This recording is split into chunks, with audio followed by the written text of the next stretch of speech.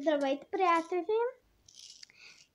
Чичо ми от Белгия ми е купил, нали, както ви знаете, Чичо ми се даде. Ми е купил някакви бомбонки, които са кисели, както разбрах. Аз ги отворих, не съм ги тествала, само си ги отворих. Хвърти се като слъничка. Сега ще ви покажа, че са как изглеждат бомбонките и ще ги тестваме.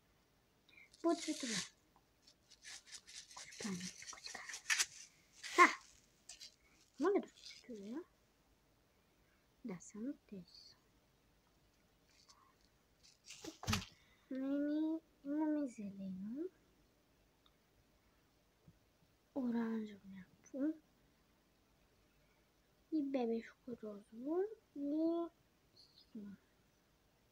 Като пуска син цвят. То ужасно син цвят. Тук чичо ми изправя, малко е разхвърлено, но аз тук си лича. Тази вечер ще спа с чичо ми и почвам да тествам бомбонките. Почвам от синото.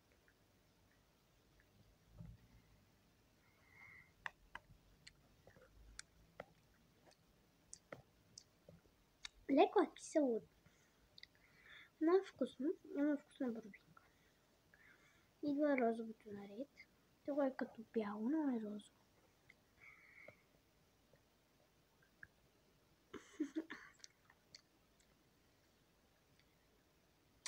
То е кисело, но е вкусно.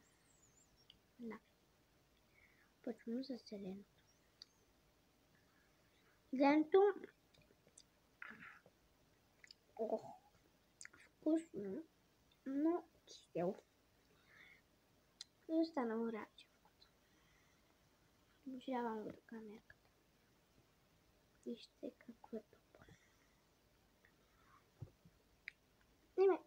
Хора, ще отварям още неща. Има още много неща за отваряне, но казах едно по едно ще ги отварям. Чао!